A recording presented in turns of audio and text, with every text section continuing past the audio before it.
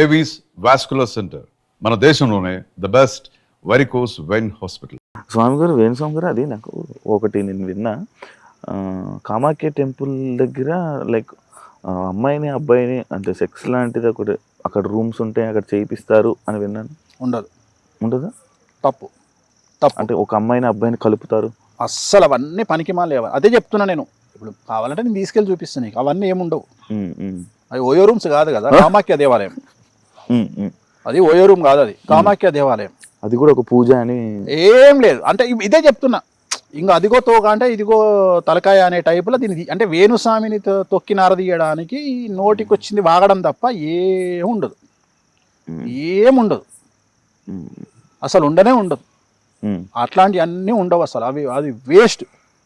So నీకు అక్కడ ఉండేది ఏంటి అంటే, నీకు దశమహావిద్యలు అంటే 10 అమ్మవార్లు, ఒక్కొక్క అమ్మవారు ఒక్కొక్క నీ కోరికను తీర్చడానికి ఉపయోగపడే. ఒక అమ్మవారు డబ్బు ఇస్తుంది, ఒక అమ్మవారు శత్రువు నాశనం చేస్తుంది, ఒక అమ్మవారు నీకు లగ్జరీ ఇస్తుంది, ఒక అమ్మవారు వశీకరణం ఇస్తుంది. సో ఇట్లా ఒక్కొక్క అమ్మవారు ఒక్కొక్క కోరికను తీర్చే అమ్మవారు, అంతే తప్ప అక్కడ ఇట్లాంటి చెత్తా చెదారం ఉండదు. అసలు ఫస్ట్ నీకు ఉండదు. ప్రాసెసే డిఫరెంట్గా ఉంటుంది. అక్కడ పూజా విధానం డిఫరెంట్, అక్కడ వ్యవహారం డిఫరెంట్. సో అక్కడ ఇప్పుడు నువ్వు అడిగినావు కాబట్టి సందర్భోచితంగా నేను చెప్పదలుచుకున్న పాయింట్ ఏంటంటే, మీరు ఎవరైనా జనాలు అక్కడికి వెళ్ళేవాళ్ళు తెలుగు వాళ్ళకి చెప్పాల్సింది ఏంటంటే, అక్కడ 3 అమ్మవార్లు ఉంటారు. తొందరలో చీకట్లో గమనించకుండా 3 అమ్మవార్లను దర్శించుకొని రండి. సో కామాఖ్య దేవాలయంలో 3 అమ్మవార్లు ఉంటారు. ఒకే దగ్గర మొత్తం అక్కడ 10 మంది అమ్మవార్లు. 10 మంది అమ్మవార్లలో ఒక దేవాలయంలో 3, మిగిలిన 7 సపరేట్ ఉంటాయి.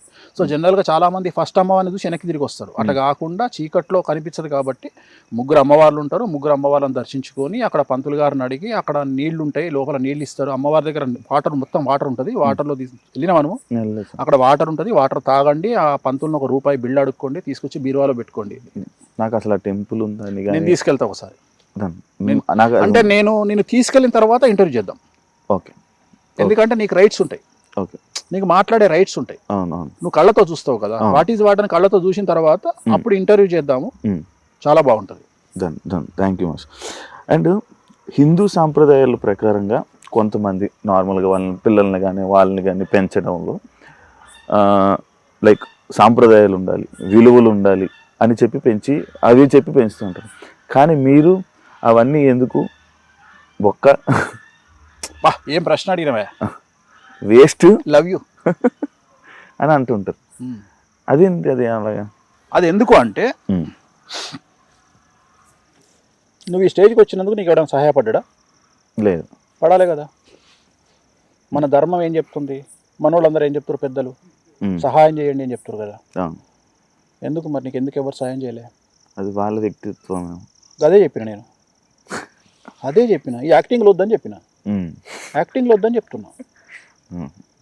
యాక్టింగ్లో వద్దురా బాబా అని చెప్తున్నా. ఎవడు హెల్ప్ చేస్తుండు? హిందూ మతము సంకనాకపోయింది, హిందూ మతంలో సమస్యలు ఉన్నాయి, హిందూ మతము థ్రెట్లో ఉంది అంటావు. ఒక హిందువుగా వేణుస్వామి పైకి వస్తే మరో హిందువు సంకనాకిపించడానికి ప్రయత్నం చేస్తుండు. మరి హిందూ మతంలో ఇంకా సఖ్యత ఉంది? ఇప్పుడు హిందువులందరూ ఒకటేనా, లేకపోతే ఏ పార్టీ హిందూ ఆ పార్టీ వాడేనా? లేదు, నేను అడుగుతున్నా. అందరూ ఒకటే. కానీ అట్లా లేదుగా సమాజము. ఇవాళ అట్లా చూస్తలేం కదా భారతదేశంలో. ఇప్పుడు ఒక పార్టీలో ఉన్న హిందువుకు ఒక ఇంపార్టెన్స్ ఉంది, ఒక పార్టీలో ఉన్న హిందువుకు ఒక ఇంపార్టెన్స్ ఉంది. అట్లాంటప్పుడు వాడు హిందువు ఎట్లయితాడు? నేను హిందువు ఎట్లయినా? మరి నన్ను కాపాడాల్సిన బాధ్యత సగటు హిందువులదే కదా. అందరితో ఎందుకు పోతున్నావు? నా మీద దాడి జరిగితే, నన్ను తీడితే నన్ను కాపాడాల్సిన బాధ్యత నా జ్యోతిష్కులకు ఉంది కదా. ఎందుకు రావట్లేదు వాళ్ళ బయటికి? తెలుగు రాష్ట్రాల నుండి ఎంతో మంది పండితులు వెళ్తారు కదా, ఎందుకు పోతలేరు? అంతేందుకు, నేను వైష్ణవ పుట్టుక పుట్టినా, నా వైష్ణవులలో ఉండేవాడు ఒక్కడు నాకు ఎందుకు సపోర్ట్ చేస్తలేడు?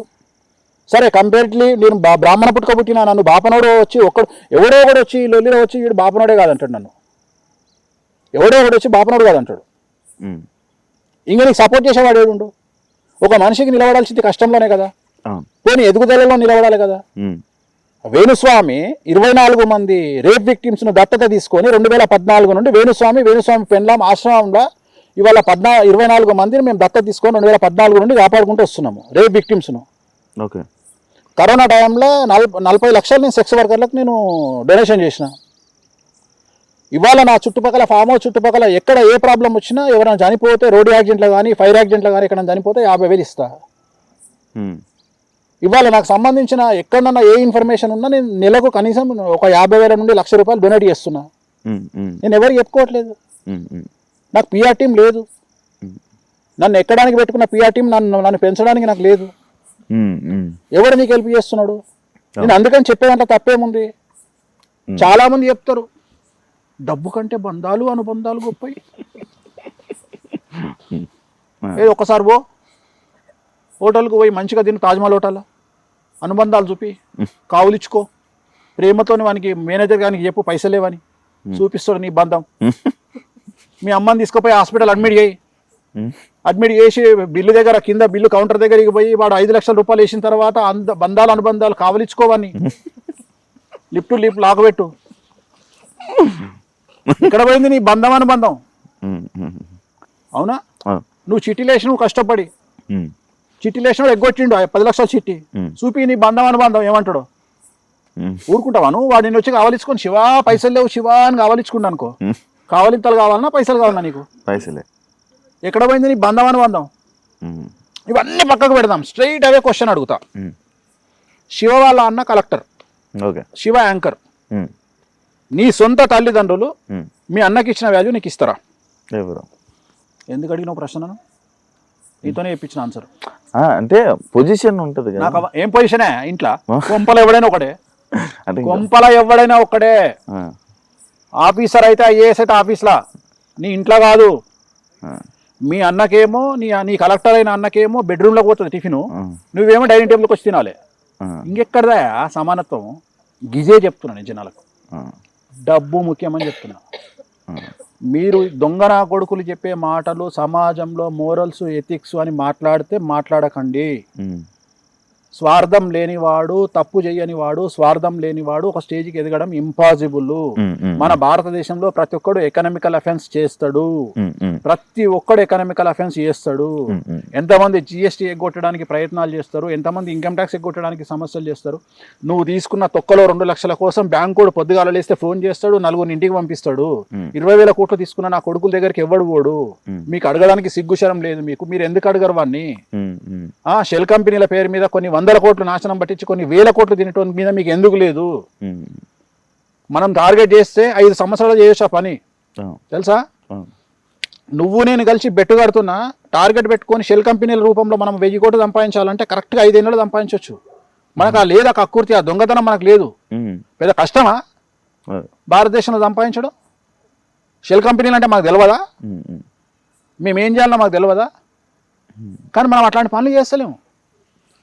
సో నేననే పాయింట్ ఏంటంటే నిజాయితీగా బతుకుదామని చెప్తున్నా. నిజాయితీగా బ్రతకడము అంటే ఒరిజినల్గా మాట్లాడదామని చెప్తున్నా. యాక్టింగ్లు వద్దు.